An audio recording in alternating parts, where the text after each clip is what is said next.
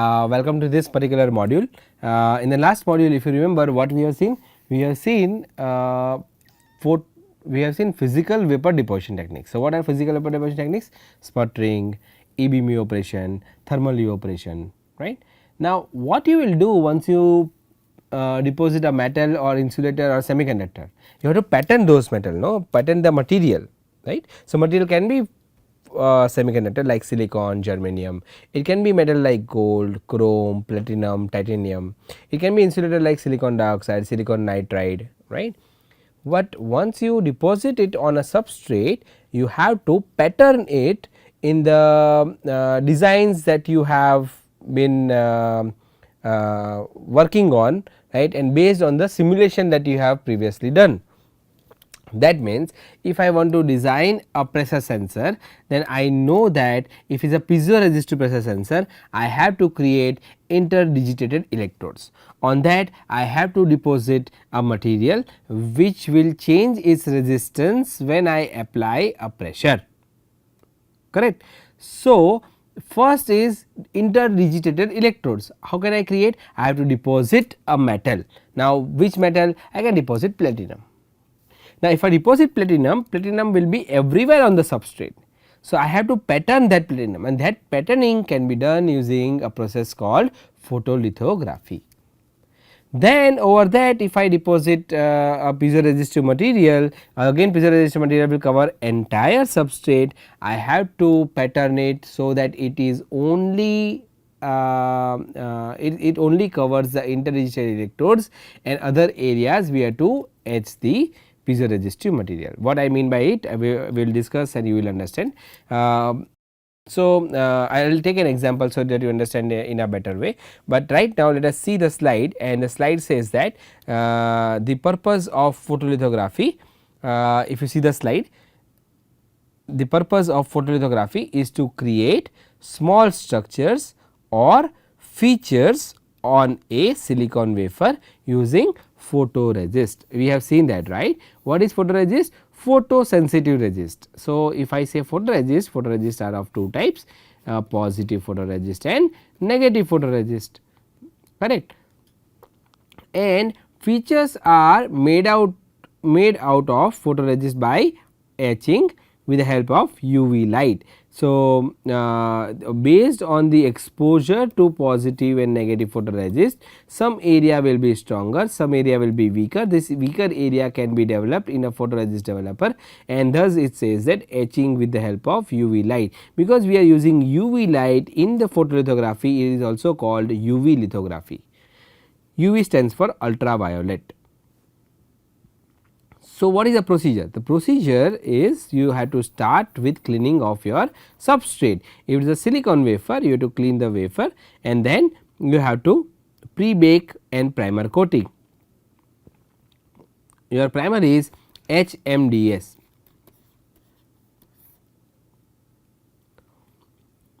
First is pre-bake. Pre-bake is done at 120 degree centigrade on hot plate. Okay. So, pre-bake will help to remove any moisture from the wafer, from the substrate. Then primer coating we do we coat with HMDS, and then followed by photoresist spin coating. So, why we have to go for primer coating? Because primer coating will improve the adhesion of photoresist with onto the substrate.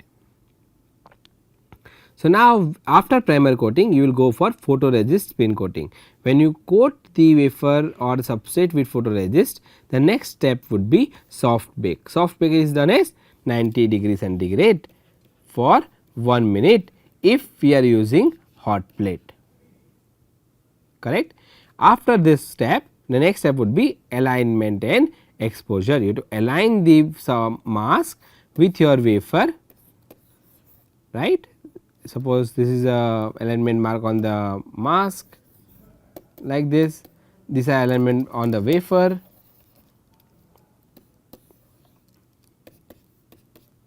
You have to align these marks with the marks on the wafer. So, alignment, once it is aligned correctly, then you will see that this is overlapping. You can expose the wafer to UV light. So, alignment and exposure. Alignment and exposure is done with the help of mask.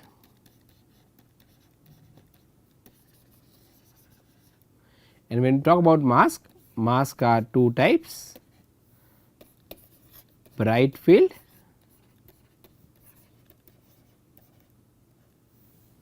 and dark field. Bright field and dark field mask, right. So, this is about your alignment and exposure.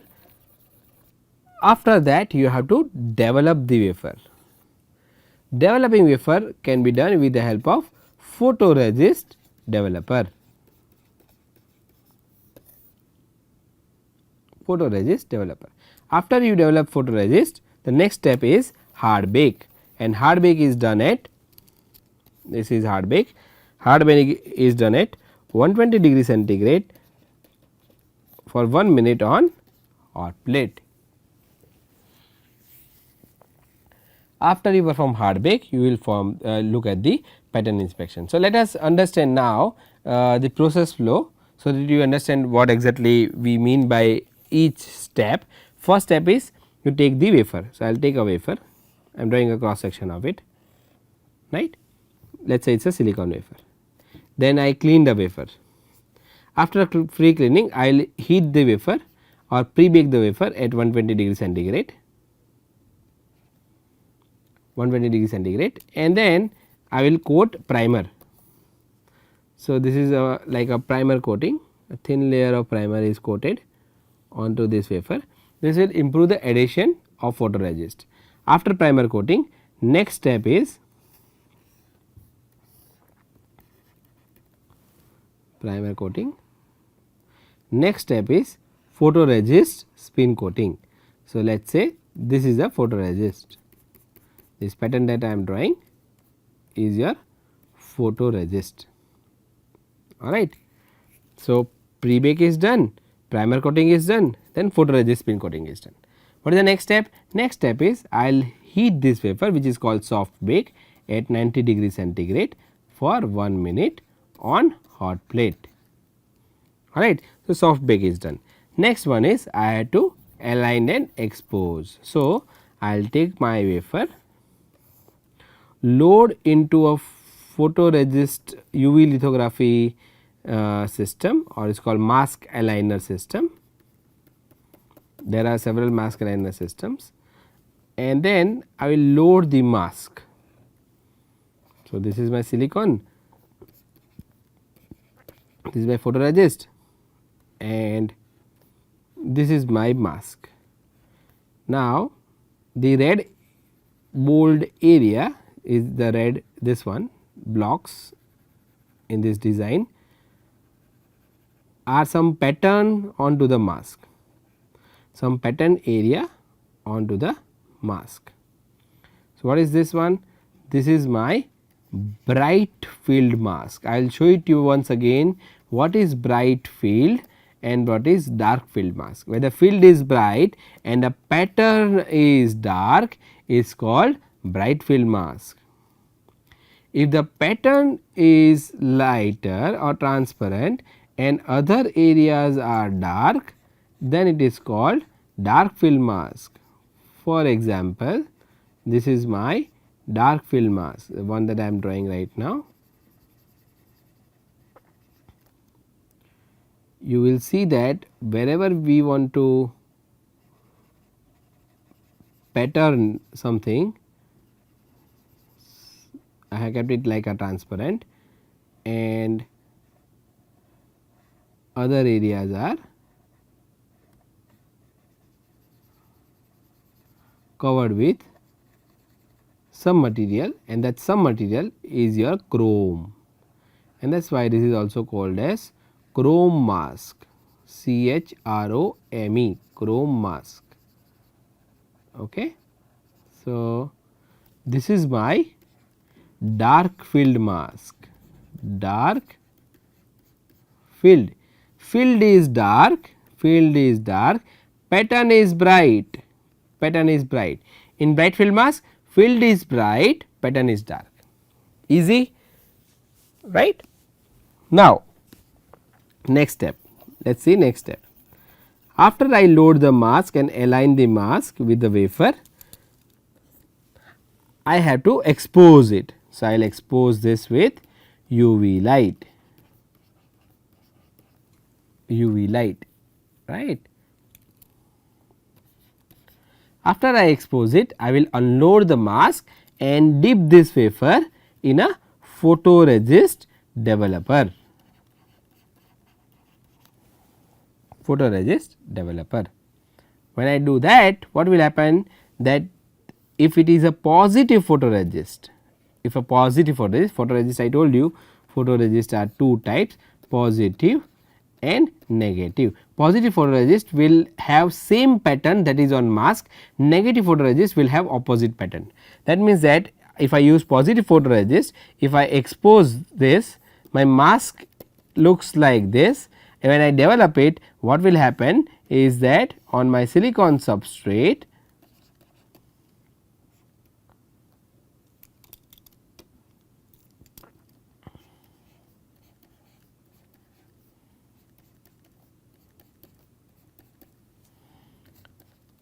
I will be able to replicate whatever pattern was there on the mask. You see here the red blocks are the area which is not exposed to UV, and the area which is not exposed becomes stronger, and you can see that the photoresist is not developed where the area was not exposed by UV light. In another term, we are replicating the same pattern of the mask if I use positive photoresist. But in case if I have used negative photoresist, if I have, instead of using positive photoresist, if I use negative photoresist with the same bright field mask, what will happen, you know, the pattern that you will be able to see will be like this.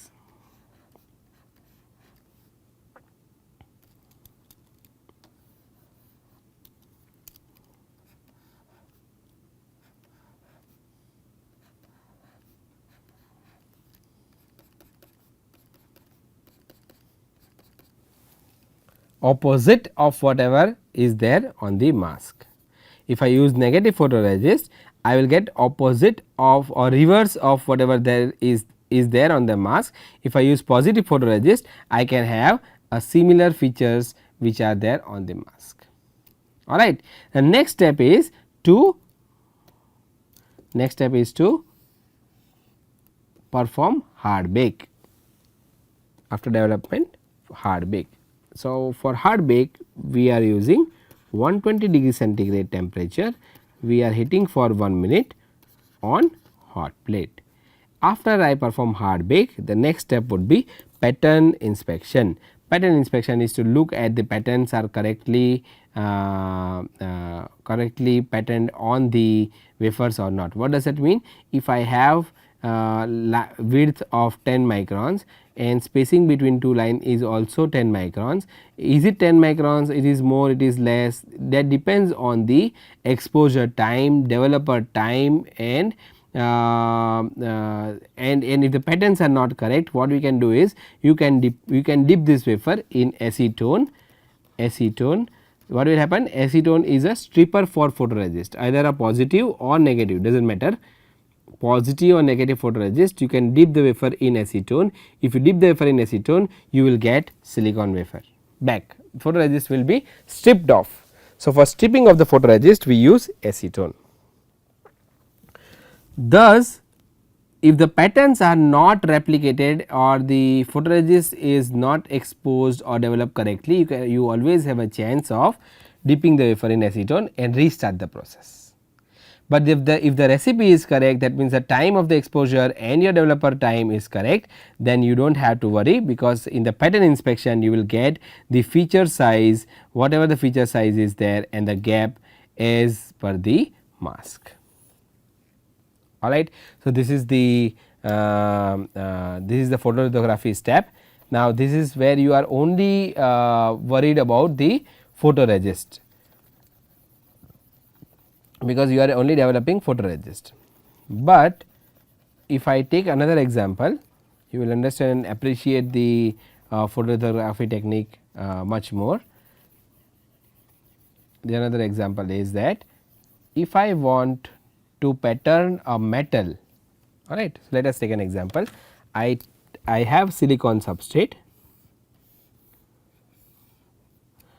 I want to deposit metal. So, if I want to deposit metal, I will have an insulating layer because silicon is semiconductor. So, I will grow let us say silicon dioxide,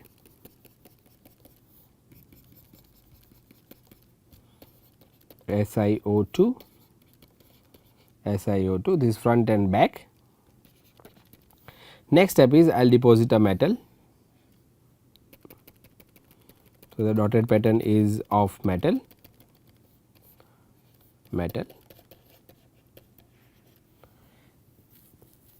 Now, I want to pattern this metal such that I can form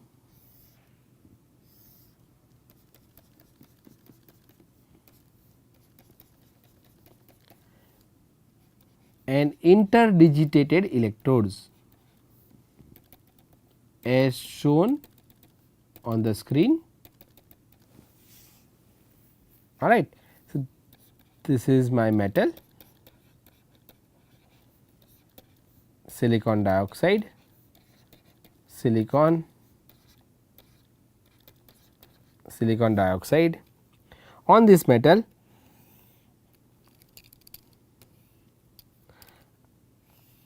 I am coating primer and then I am spin coating photoresist. So, photoresist,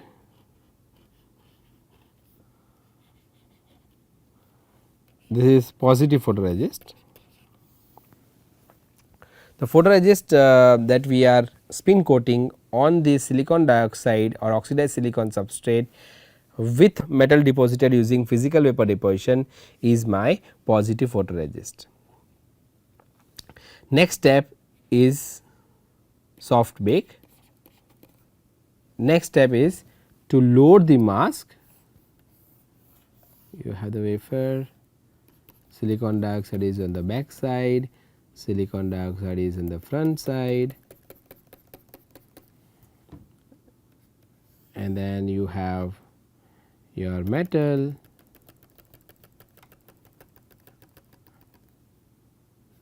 over that you have your photoresist,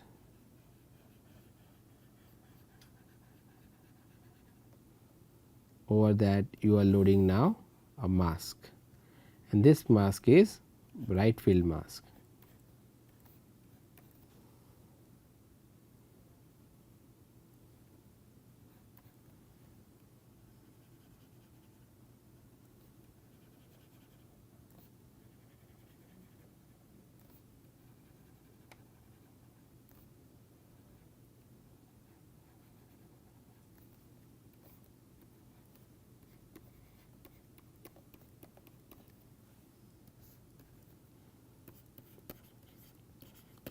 Positive photoresist, bright field mask, and then you have here your metal, silicon dioxide on top, silicon dioxide on bottom, silicon as a substrate. After you load the mask, you have to do lithography. So, you are exposing with UV light, right. Soft bake, load the mask, expose the wafer using UV light. Next step would be to develop this wafer. If I develop this wafer, right, what will happen? Since I have used for positive photoresist, I will get pattern as shown in this schematic.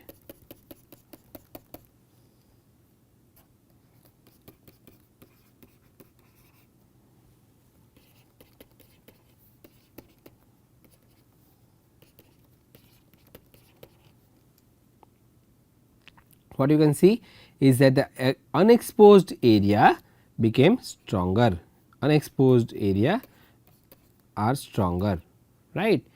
The next step would be hard bake. So, after I perform hard bake at 120 degree centigrade on hot plate for 1 minute, I will dip this wafer in a metal etchant. When I dip the wafer in metal etchant, what will happen, that the area which is not protected by photoresist, the area which is not protected by photoresist, metal will get etched. You can see in the figure, the area that was not protected by photoresist will get etched in the metal etchant. Next step is, I will dip this wafer in acetone. If I dip this wafer in acetone, acetone is a stripper for positive and negative photoresist. So, if acetone will strip off positive and negative photoresist, and what will I have? I will have a substrate which is oxidized silicon wafer with metal patterned, right. Now, before I dip this wafer in metal etchant, I can always do the inspection of the photoresist patterning. So, this is a photolithography technique. I have given one example where you can create an interdigital electrodes with the help of photolithography. So, if you have any questions, feel free to ask me in the forum. If you have any doubts, always feel free to ask. Do not hesitate, because this is not so easy to understand, okay, and at the same time it is extremely important. So, I do not want you to miss anything out of this particular module, but at the same time it is not that difficult also if you really focus, right. Till then, you take care. I will see you in the next class.